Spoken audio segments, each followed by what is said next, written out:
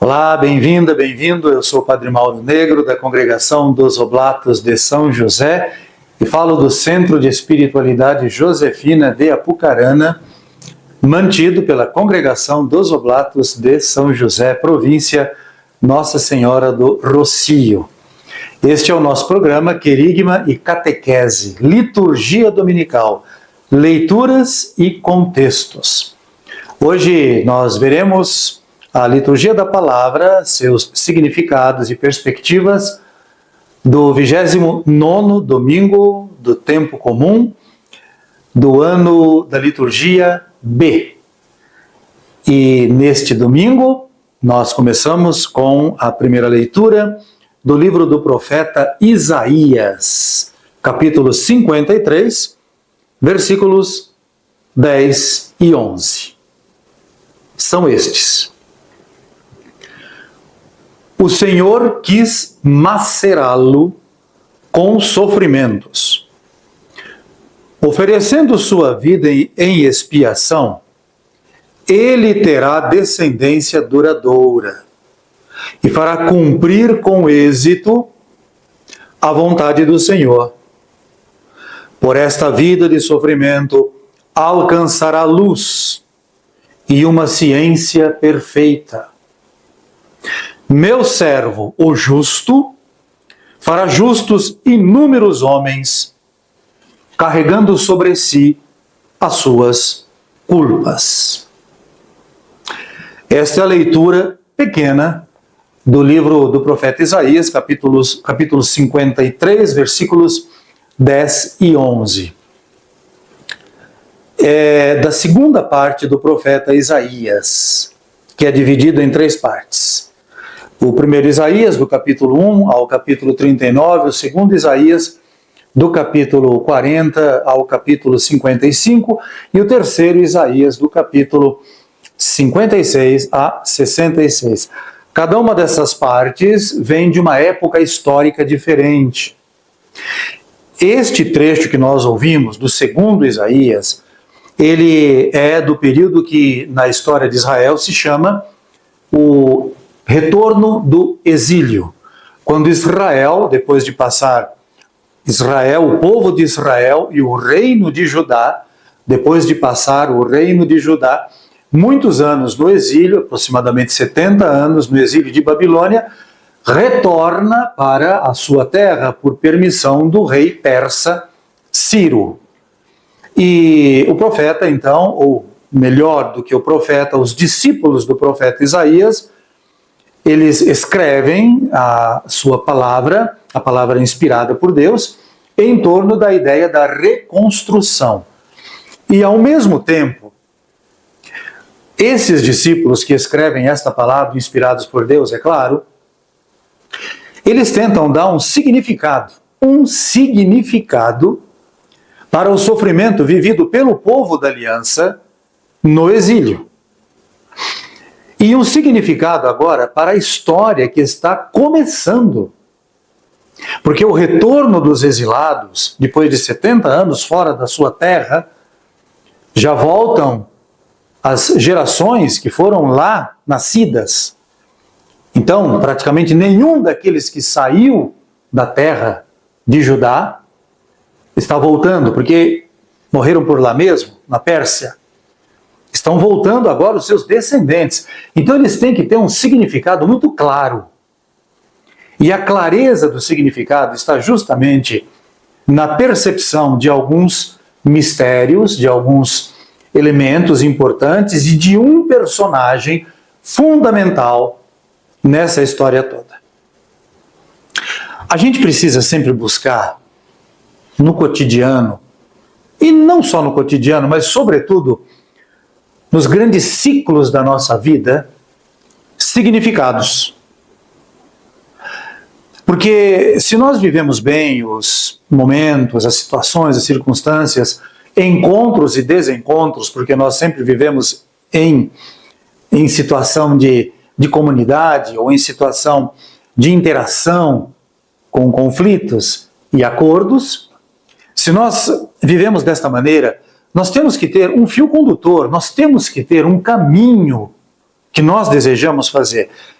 Sim, a vida nos impõe situações adversas e surpreendentes, inéditas, inesperadas. Agora, isso não significa que nós não devamos ter um caminho traçado. E lutemos para esse caminho ser realmente vivenciado e que tenha um objetivo. É isso que o profeta Isaías quer propor para os que agora retornam do exílio. E o personagem que ele utiliza é muito importante. É um personagem de um apelo, de uma marca essencial que será usada por Jesus nos evangelhos. Isaías fala do servo. O servo do Senhor. No profeta Isaías, na segunda parte do profeta Isaías, no capítulo 42, nós temos o primeiro canto do servo. No capítulo 49, nós temos o segundo canto do servo. No capítulo 50, nós temos o terceiro canto do servo.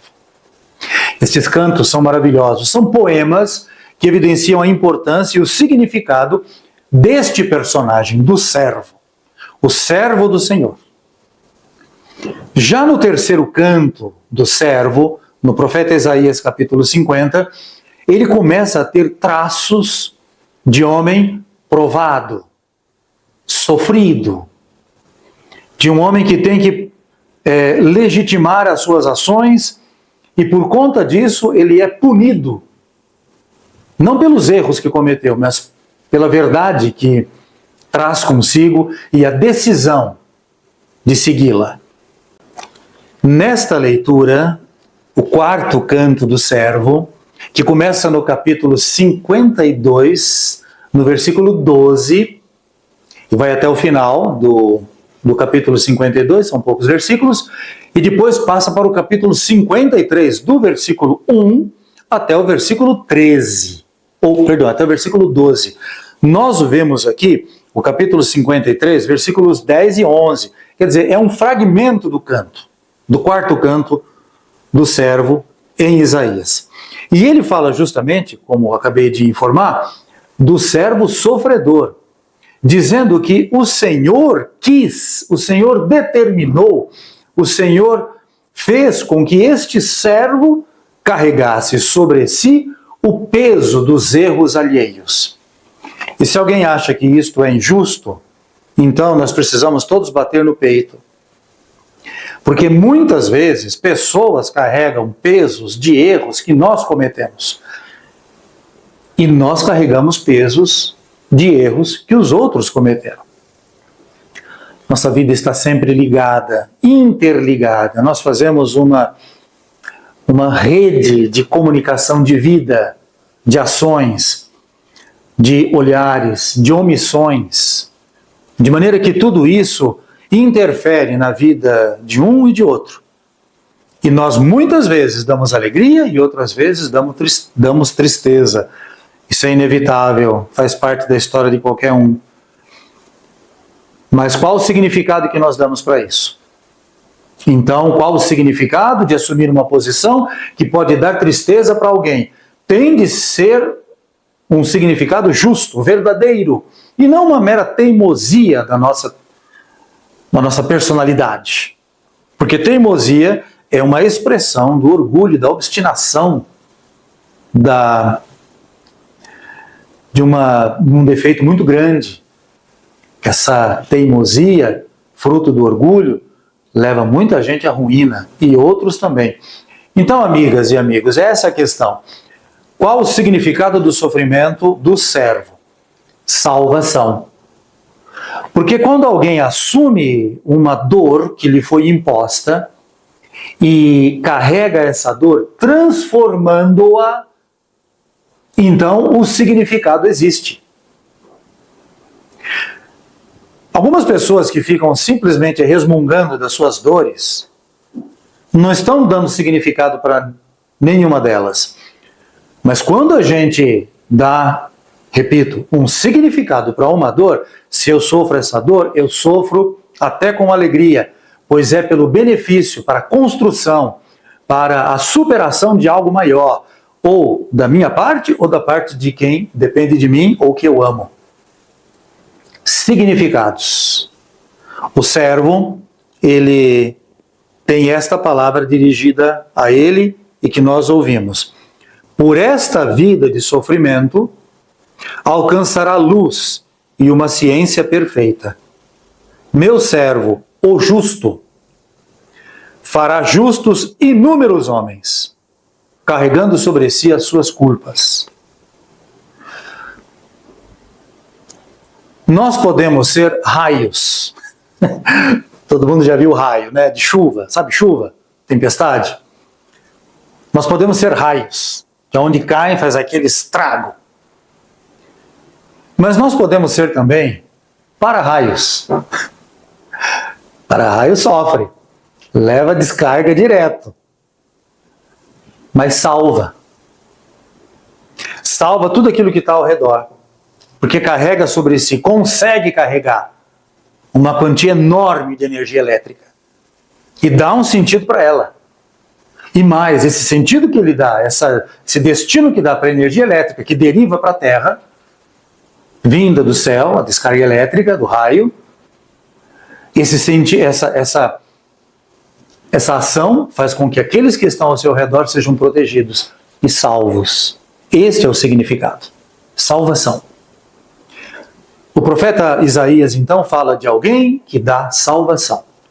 Aqueles que o ouvem, estão retornando do exílio, encontrarão na observância da palavra e no exemplo do servo um sentido para a sua vida.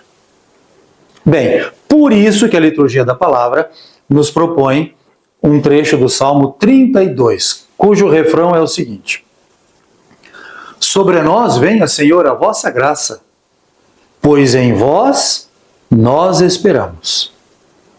Maravilhosa essa expressão. São 3 estrofes. Pois reta é a palavra do Senhor e tudo que ele faz merece fé. Deus ama o direito e a justiça. Transborda em toda a terra a sua graça. Mas o Senhor pousa o olhar sobre os que o temem e que confiam esperando em seu amor, para da morte libertar as suas vidas e alimentá-los quando é tempo de penuria. No Senhor nós esperamos confiantes, porque Ele é nosso auxílio e proteção. Sobre nós venha, Senhor, a vossa graça, da mesma forma que em vós nós esperamos. É um salmo de reconhecimento da ação de Deus, mas é um salmo também de ação de graças, de súplica e de ação de graças. É um salmo com muitos sentidos. Primeiro, o salmo afirma que a palavra do Senhor merece fé. Porque às vezes nós damos mais fé a conversas que nós ouvimos por aí, né? Ou botamos mais fé, inclusive, nos nossos sentimentos. E olha, uma das coisas mais inseguras que tem na vida são aquelas coisas que nós sentimos. Quantas vezes nós fazemos coisas erradas, tomamos decisões erradas, porque nós sentíamos que aquilo era definitivo, que aquilo era maravilhoso, e a gente nunca se engana, porque o coração tem essas razões, e a gente vai, e a gente, cheio de fantasia e carregado de orgulhos, a gente comete erros muito básicos na vida da gente.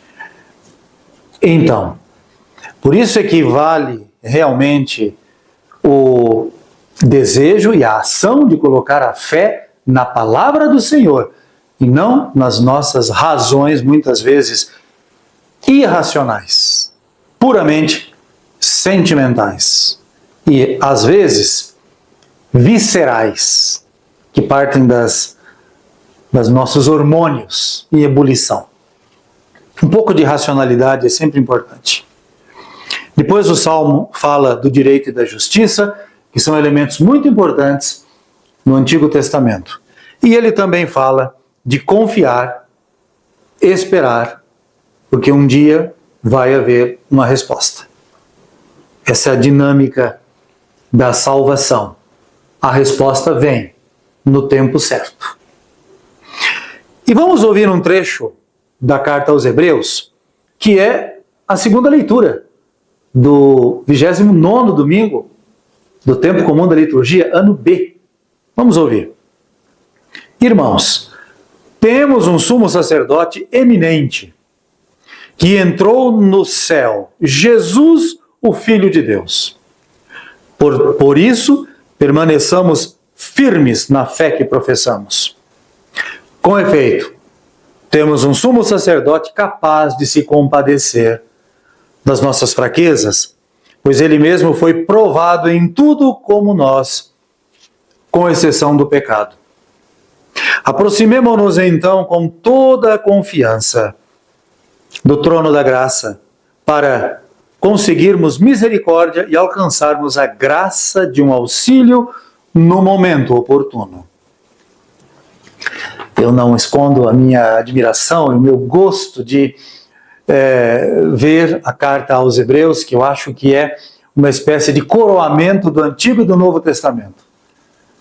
E a carta aos Hebreus, nesse passo, fala, aliás, longamente fala, aqui nós vimos apenas alguns versículos do capítulo 4, versículos de 14 a 16, fala do sumo sacerdote de Jesus, alguém que por nós caminha. A espiritualidade é estar perto daquele que é o objeto da nossa fé. Espiritualidade não é uma decisão e nem é um sentimento, porque a gente confunde muito espiritualidade com sentir-se bem. Cuidado, sentir-se bem não necessariamente é espiritualidade. Não associemos espiritualidade a sentimentos, porque eles são muito voláteis, instáveis. Aqui, o sumo sacerdote, ele faz o caminho por nós, ele abre a estrada e ele sabe aonde nós devemos pisar. É alguém que por nós caminha, para que nós possamos também caminhar com mais facilidade. É o guia. Hoje, de uma maneira muito simples, nós poderíamos dizer que é o guia. Mas é um guia que ensina, que exorta, que corrige, que adverte e por aí vai. Então, a docilidade perante o sumo sacerdote é algo importante. Por isso, ouvir a palavra do Senhor, e mesmo que ela vá contra aquilo que nós achamos, porque nós estamos cheios de achar coisas, é um passo sábio certamente na vida. A carta aos Hebreus, ela abre espaço para o texto do Evangelho, que é o Evangelho de Marcos, o segundo Marcos, capítulo 10, versículo 35 a 40. E tem duas fórmulas, tem a mais longa e a mais breve, eu vou ver a mais longa. Que diz assim: naquele dia, Tiago e João, filhos de Zebedeu, foram a Jesus e lhe disseram: Mestre, queremos que faças por nós o que vamos pedir. Ele respondeu: O que quereis que eu vos faça? Eles responderam: Deixa-nos sentar um à tua direita e outro à tua esquerda, quando estiveres na tua glória. Jesus então lhes disse: Vós não sabeis o que pedis. Por acaso podeis beber o cálice que eu vou beber? Podeis ser batizados com o batismo com que vou ser batizado? E eles responderam: Podemos. E ele lhes disse: Vós bebereis o cálice que eu devo beber e sereis batizados com o batismo com que eu devo ser batizado. Mas não depende de mim conceder um lugar à minha direita ou à minha esquerda. É para aquele a quem foi reservado. Quando os outros 10 discípulos ouviram isso, indignaram-se com Tiago e João. Jesus chamou os 12 e lhes disse: vós sabeis que os chefes das nações as oprimem e os grandes as tiranizam. Mas entre vós não deve ser assim. Quem quiser ser grande, seja vosso servo. E quem quiser ser o primeiro, seja o escravo de todos. Porque o Filho do Homem veio para ser servido. Perdão, contrário. O Filho do Homem veio não para ser servido, mas para servir e dar a sua vida como resgate por muitos.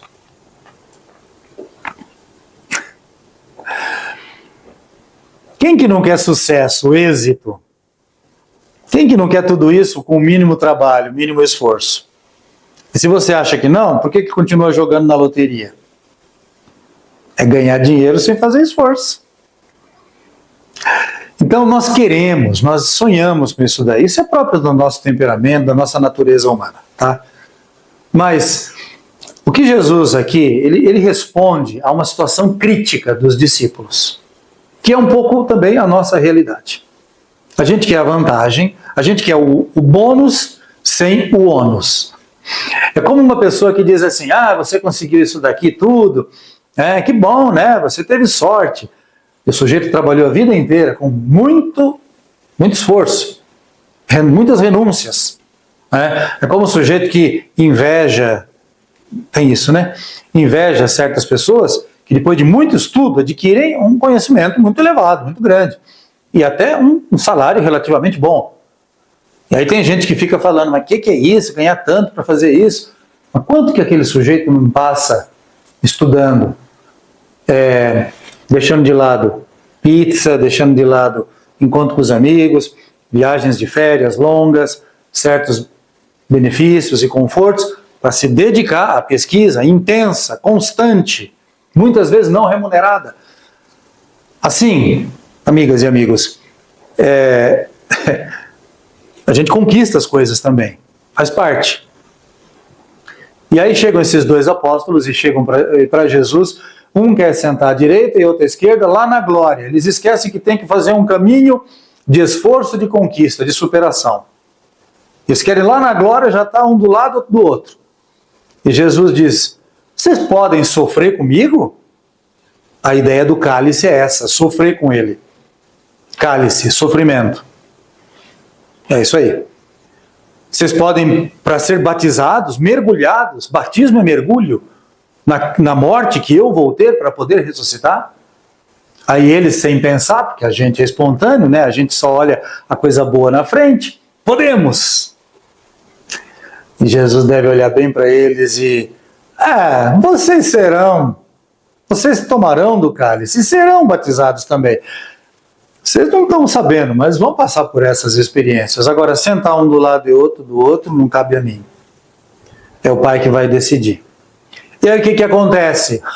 Uma coisa que a gente não conhece, né? O ciúme dos outros, o descontentamento dos outros, o murmúrio dos outros. Aí Jesus tem que chamar a moçada, tem que sentar e tem que explicar. Quantas vezes a gente tem que explicar coisa antiga e já tão fácil de entender para gente já idosa e que já devia ter sabido isso há muito tempo. Olha, os grandes dominam, os grandes oprimem, os grandes tiram vantagem. E nós batemos palma para os grandes que fazem tudo isso, tirando dinheiro da gente, e a gente acha que ainda está querendo ganhar. Eu não vou dar exemplos, porque seria grotesco da minha parte colocar alguns exemplos aqui muito comuns dos nossos dias. Quem quer ser o maior, seja o servidor. Quem quiser realmente ser grande, se faça servo, esteja disponível. E, gente, não se trata de ser disponível, não se trata de ser servo, sendo subserviente, baixando a cabeça, sim senhor, eu vou fazer, desculpa senhor. Não é isso. Isso é ridículo. mas a disposição em ser útil. Fazer o melhor que você pode fazer, nas circunstâncias que você tem agora. Enquanto você não tem circunstâncias melhores para fazer melhor ainda aquilo que você está fazendo agora. Esse pensamento rola por aí. E é um pensamento um pouco confuso, mas bem útil, bem sábio. Então, amigas e amigos, a questão é: o servo, ele fez o melhor. E fazendo o melhor, ele é salvação. Ele propõe o caminho para a salvação. Isso a gente pode fazer no pequeno, do dia a dia, no cotidiano. Ei, não fica com medo das caras feias, não. Não fica com medo de gente que fica incomodado porque você disse ou fez ou não fez. Não, cara feia passa, tá? Algumas pioram com o tempo. Mas o que é importante é fazer o que é certo. O que é verdadeiro. E digo para você, muitas vezes é difícil saber o que é certo e o que é o verdadeiro. Por isso, pensar, orar, discernir. Caminhos importantes estes. Isso é um pouco o que eu posso partilhar a respeito das leituras, dos seus contextos, do 29º domingo do ano da liturgia B, aqui no nosso encontro, Querigma e Catequese, liturgia dominical, leituras e contextos. Eu sou o Padre Mauro Negro, falando do Centro de Espiritualidade Josefina de Apucarana. Desejo a todos vocês, com uma grande gratidão da minha parte, graça e paz.